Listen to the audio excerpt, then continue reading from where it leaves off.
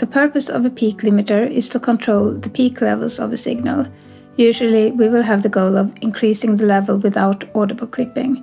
In this video, I will demonstrate what the most common limiter artifacts sound like, and as usual when we are listening to small differences, all this will be easier to hear in headphones. Firstly, we're going to listen to a side effect of limiting that you can hear every now and then, and sometimes it's supposed to be there, but not in this type of music that we're going to listen to now. This music is actually very suitable for demonstrating this artifact because it's so delicate in nature.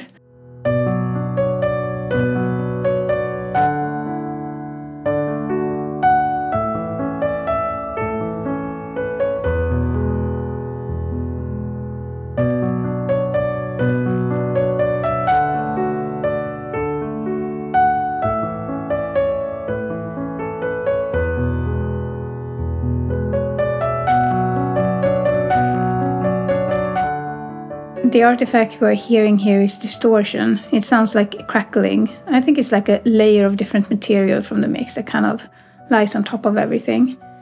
The primary suspect when you hear this artifact is the control called the look ahead. So that's usually where you will start your tweaking on your limiter when you get this. The next one is most often associated with compression artifacts, but it can also show up in your limiter. Let's have a listen and see if you catch it.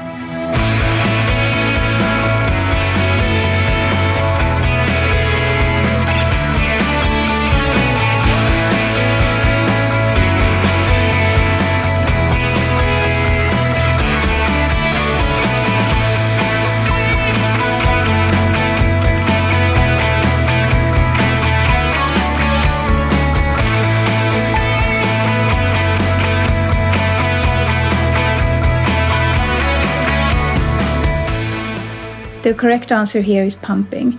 It can sound like a sudden hole in the sound, especially after a loud sound when the limiter hits and can't recover in a musical way after that. It can also sound like bouncing but not with the rhythm, so then it sounds like the music is dragging behind or stressing ahead of the beat. The reason is almost always because of too long or too short release times, so that's where you may look first when you hear this. Pumping and also the distortion we talked about earlier are things that can happen all over the piece of music, but it can also show up in just one place, so they become a little bit easier to miss in that way. The next two side effects we will listen to are more constant in nature. Limiting is often a trade-off between distortion and this next side effect, and I will explain why in a moment. If you're into metal and punchy music, then this is well worth learning about.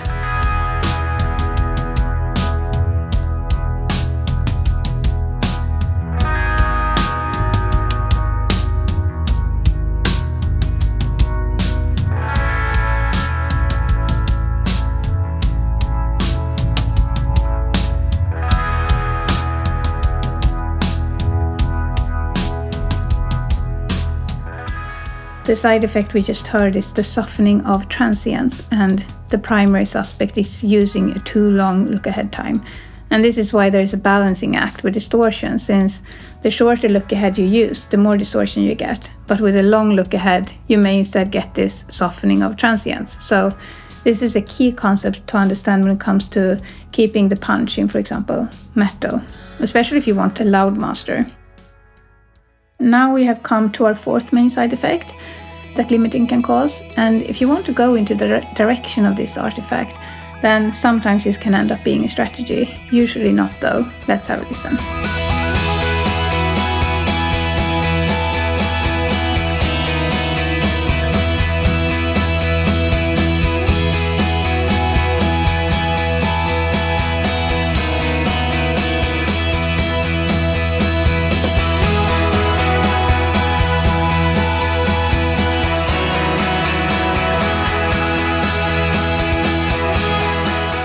This last side effect is changes in tonal balance. In this example, there are less low frequencies after limiting, which makes the whole thing sound thinner.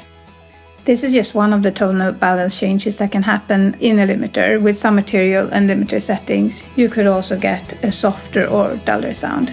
It depends on the frequency content and the limiter settings. It all comes down to listening.